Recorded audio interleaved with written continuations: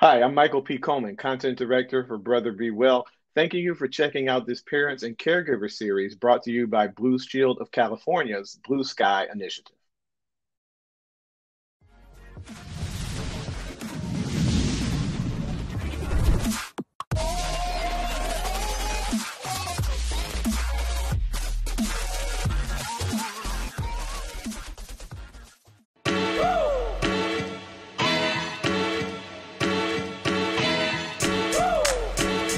Audio Jungle.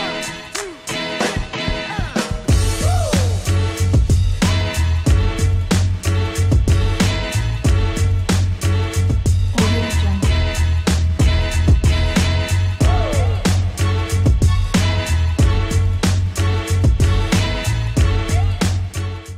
Let's talk about now feelings of guilt or shame Mm, within families. It's related to stigma, and I think, frankly, mhm. it's a byproduct of some of that stigma. We were raised in a world where you stigmatize mental health. So if a loved one, experiences a issue, a problem, or gets a diagnosis, some of us Right. feel a little guilt, a little shame. We want to tuck the loved one away. We want to blame ourselves. It's something I said or did.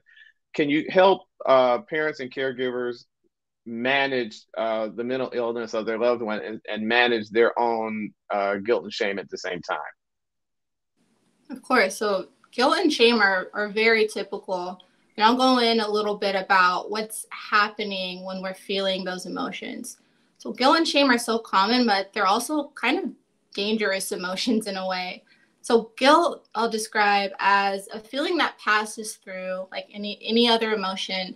Guilt will be kind of like generally feeling bad about something you did. Oops, I shouldn't have done that. I feel kind of guilty about doing that or that behavior. Shame goes a little bit deeper. Shame is feeling like a bad person because of something you did. So instead of externalizing the behavior that, oops, I did something wrong, shame will say, I am wrong. You start to think things like, I'm a bad person for not helping. I'm a useless brother. I was supposed to be my sister's protector, but I failed. Or I'm not a good daughter if I don't help my mom through this. So once we internalize those feelings of guilt, and they fester into shame, we're no help to anyone. We're no help to our loved ones or to ourselves. So as common as these feelings are, they're very typical. It's so important to pay attention to our thoughts and be really careful in the way that we talk to ourselves. And can you elaborate a little bit on that? Careful about the way we talk to Mm, ourselves. Can you give us a hack or two, just one quick tip on how we could shift if we settled into that? I love the distinction, by the way, between guilt and shame. So if we settled mm, into shame, mm-hmm. how do we begin to pivot and get out of that? Right. I'm always going to say take a step back, right? Notice when it happens. I'm very CBT based, right? So that's cognitive behavioral therapy. So I work a lot with people around the way that they think, paying attention to their thoughts, not being so afraid of our thoughts, not believing in every little thing that we think, right? So what that would look like, or an activity that you can do, is to just take a step back when you hear that thought come up. Just tell yourself, oh, I just had the thought that I'm a bad daughter. I just had the thought that I'm not a good big brother. So as soon as you notice that thought, take a step back from it and maybe even playing around with shifting that. Okay, am I a bad daughter, or am I just struggling to hold space for my mom in this way? So just kind of questioning when that thought comes up, taking a step back, giving yourself an alternative thought. I really love that advice. I know it's going to help a lot of people, Doris. Thanks very much for that. Mm-hmm. Working closely with your family members' treatment team, I would think is Mm. also a critical piece of this puzzle. How can family members best work with their loved one's treatment team, especially for families that might not be used to doing that? Right. So the first step would be to encourage your loved one to talk to their therapist or their counselor about developing a safety plan. So again, I'm speaking from a suicide kind of mindset, but this can be for any mental health issue. Talk about developing a safety plan. Like I said in the beginning, things can start to feel worse before they get better. So I always find it really important with my clients to establish, okay, what are the things that help you to feel better? This might get a little bit deep. So let's already in the beginning set up your safety plan or set up your safety zone. What are the things you'll do? So what that'll look like, if there isn't a clinician or someone you trust, you can even do this with your family member. Just Google Stanley Brown safety plan. And this is something as a family everyone can do. So I can go into what a Stanley Brown safety plan is if you want. I would love you to do that because I've never heard of it. So I know a lot of people won't either. If you could just take a minute or two and do that, that'd be great. Yeah, of course. So imagine you have a loved one who is struggling. Maybe sometimes their behaviors that erupt are some kind of self-harm or drug use or something, some big behavior that they're trying to prevent. Creating a safety plan with the family is a really good way to just establish the ground rules. This is how we'll help you if it comes up. So you can Google Stanley Brown safety plan, but what it looks like is talking to your loved one. The first thing is identifying warning signs. So you'll ask them, okay, what's happening in your body that lets you know it's about to go down, right? So that could look like, okay, it's really hard for me to breathe, or, I start to feel really angry, or I kind of feel like the room is spinning. Okay, so you'll write that down. You'll write what those warning signs are. What are your internal coping strategies? What's something that keeps your mind off of it when that does happen? I just need to take some time in my room, or I just take some deep breaths, or I set a timer and I meditate and journal. You write those things down as well. And then you'll go on to look at, okay, who are some people or activities that help you distract? So this is where it's really helpful to do this as a family, because that loved one can then say, actually, Cousin JoJo is the person who I always call or try to reach out to when I'm feeling overwhelmed. So the family might not know that, Cousin JoJo might not even know that's when he's calling, so it's really helpful for everyone to know, hey, when I reach out to you or I say a certain thing, I don't really want to talk about it, but just know that I just need you to be there.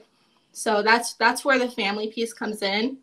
As a therapist, when I'm filling out this section, I often hear like, well, I don't want them to feel responsible, or I don't want to put their number down because I don't know how they'll react. I don't want them to think of it as a big deal. So as a family, you can let them know, no, we want you to let us know. So that's pretty much the Stanley Brown safety plan. I wish I'd have had you around, Therese, when we were putting together another Brother Be Well video on how to form your personal support network. It sounds a lot like some of those principles we could apply to that. So maybe we'll do a part 2 of that, the Stanley Brown safety plan. Maybe you and I will chat about that in a separate conversation. That sounds like some really fascinating work, and I appreciate you sharing it. Of course. Let's talk about something else that I think may come up when someone is re-entering, they're seeking treatment and they're re-entering life in the family. I would think that letting your loved one have some control over the next steps in their treatment and recovery might be critical. I'd also think, and my family's been blessed, core family at least, that we've not had to deal with a diagnosis like this, but I would think it could be pretty scary, not just for the consumer, but for the family members and the caregivers as well. And from the caregiver's perspective, their loved one is naturally, I think, and for the most part, in a healthy way, asking to take over more control, take back some of that control. But for the caregiver, they might be resisting that and wanting to hold on to it out of protection and out of care for their loved one.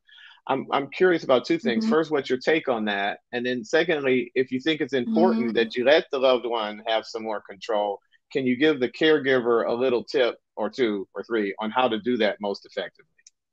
Right. That's a really good question. So one thing is to in a way unthink some of that, right? We don't really have control over what other people do. And sometimes imposing more control or more rules can do a lot of different things. Yes, you can feel like you're protecting this person, but are they learning to take care of themselves?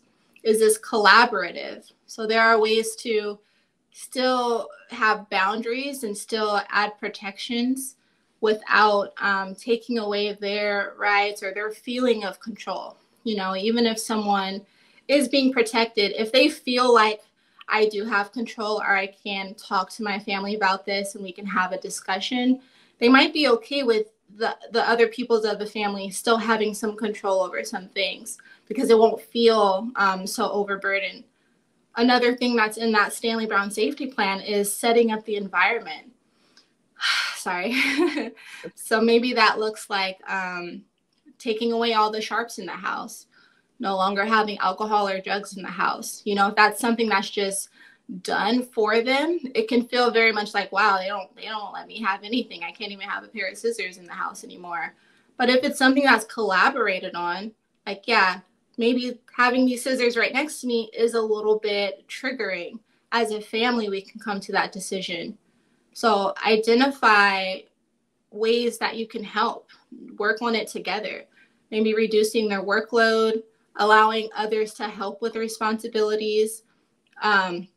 You can also ask the provider about other ways to make the environment safer. Take action to reduce access to means.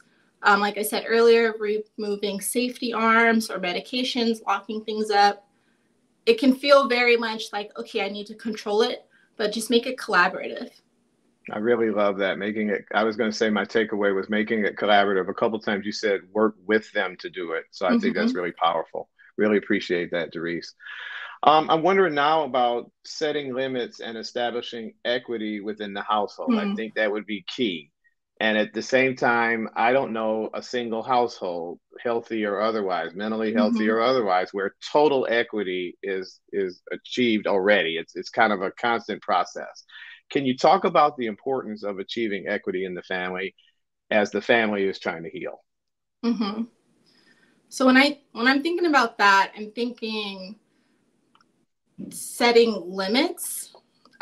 So setting limits is important because it shows that the person does matter, that the family is willing to go out of their way to help them. So I do kind of want a little bit more clarity about equity. So when you're saying establishing equity in the household, what do you mean by that?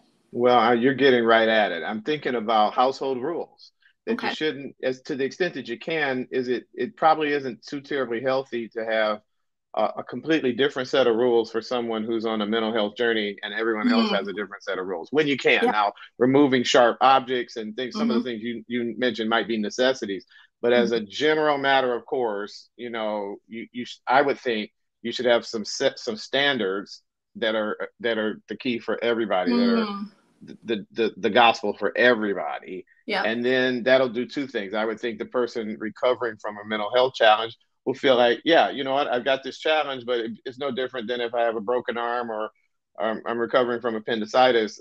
We're all operating with the same set of household rules. Right. And what's coming up for me when you explain it in that way is getting real honest about environmental triggers. So these are things that, yes, we can set this up across the whole household. Getting really honest and having these tough discussions, right? Is there a person in the family who triggers them? Can we maybe set some limits on family gatherings? Is there a history of physical or even sexual abuse in the family? Has this person identified an uncle or an aunt or someone who's abused them? You know, can we set some boundaries in that way? Some families don't do that. Is there a room, or is the bedroom that he's in the room that he was traumatized in? You know, is there something that we can do as a family to switch that around, right? Are they struggling with substance abuse and now they need the family functions to be smoke and alcohol free? Is that something that the family is willing to do? So these may be tough adjustments to make, but may be necessary to really help, but really show that, hey, your family is here to support you. Therese, you've been so gracious with your time, and we're just about out of time. But I've got just one more question, and that's: have we Mm-hmm. missed anything? Is there anything else, other things Mm-hmm. that parents and caregivers can do or think about as we care for our loved ones with mental illness? Yeah, so I have two things. One thing I'll go up and look at. So I was gonna throw this in here earlier, but I'll throw it in here at the end. Some examples of conversation starters. So when someone is struggling, a lot of times it's hard for them to have the conversation from the patient's point of view and the family members. So as a family member, as a loved one, will usually say something like, I'm here if you want to talk. I hear from family members and parents all the time. You know, she knows that if she wants to talk to me, I'm here. I don't know why she never said anything. Um, so asking open-ended questions, rephrasing things in different ways, So an example would be saying, hey, is there anything that you need from me? That's a closed-ended question, but it opens the door up a little bit more. I know we usually do this thing every Thursday. Is that still cool for you, or do you want to switch it up and do something else? Asking questions like that. Bringing up things that maybe in an eruption or in an argument that maybe stuck with you. It's okay to bring those back up. It's better to bring those things back up when things are calmed down. So you can say something like, I noticed in the heat of the moment that this family topic came up. Can we talk about that? And be sure to add, that thing is important to me too. I have a perspective of maybe that family story or something, but I love to hear more of your side of the story. Now that things have calmed down, can we have that conversation? So really open up conversation in a way that's more than just, hey, I'm here if you want to talk. Doris, you've been amazing today, and that open-ended question we don't throw to everybody, but you got such a depth of knowledge. I couldn't let you get away without sharing it. Doris Upshaw, she's an associate marriage and family therapist and an associate professional clinical counselor. Did I get that right? With Yes. HearYou.org. Thank you, Doris. It's been fantastic, and I hope to see you again soon. Thanks for having me. We'll see you next time. See ya.